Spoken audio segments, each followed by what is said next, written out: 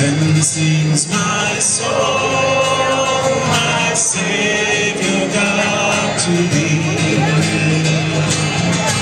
How great thou art, how great thou art.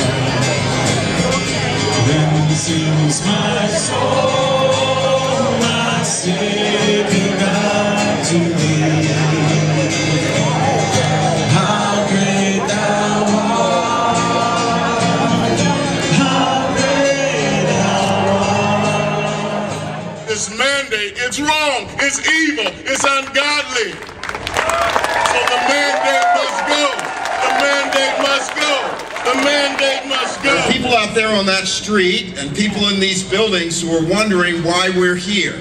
And we are here for one important reason and one important word, and that word is freedom. Our fortnight for freedom, as Gary just mentioned, is about prayer, study, and reflection on that freedom promised us in the First Amendment of the Constitution, where it is written, Congress shall make no law respecting and the establishment of religion or prohibiting the free exercise thereof. As Catholics and as members of other faiths that respect the American value of religious freedom, our problem is with the last phrase in that sentence, prohibiting the free exercise thereof. Why do we have a problem? Well, we have a problem because of the fact that the U.S. Department of Health and Human Services recently issued a mandate which forces employers to provide health insurance that includes things that we as Catholics and other people of goodwill cannot agree to in conscience, such as abortion, contraception, and sterilization. The news media wants to make this into a battle over contraception. It is not. It is a battle for religious freedom. If this mandate stands, all of our Catholic hospitals, schools, and charitable organizations will be forced to comply with an unjust law or face crippling fines levied by the federal government.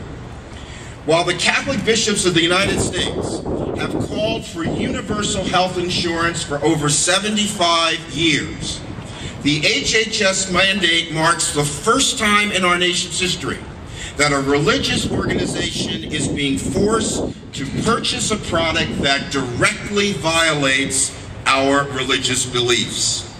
This is an unprecedented attack on our First Amendment rights, and we must stand up in conscience and oppose it.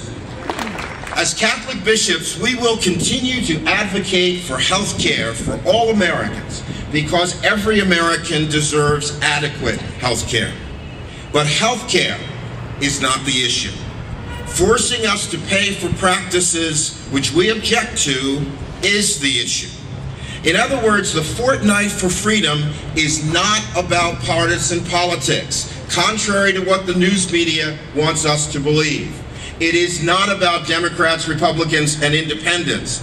It is about praying that our political leaders will be enlightened to defend our rights as American Catholics while not interfering in any way with the practice of our faith.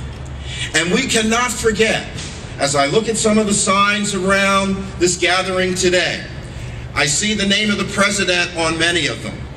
This is not only an issue of President Obama. President Obama proposed a bill which went to our Congress, to our Senate, and to our House of Representatives. They voted for this bill. We need to remind them of their obligation to uphold our religious freedom.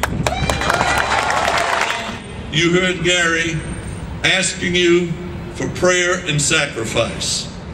You heard our bishop speak very accurately about the need not just to talk about it, but to do something about it because our religious freedom is being eroded. As Cardinal Dolan said a few days ago, in our case, the Catholic Church, but many, many others as well, are being choked. We must not stand there and watch. We must be here on days like today. We must follow our leaders who articulate with passion the need to act, the need to talk to elected officials, and the need to do whatever is necessary to maintain a fundamental First Amendment right that so many of you and your ancestors fought for several hundred years to maintain. I believe God wants to heal our hearts. And I believe that God wants to destroy anything that separates us. And so these are the days that Dr. Martin Luther King Jr. was talking about, when blacks, whites, Protestants, and Catholics, Jews, and we can come together in one voice and say the mandate must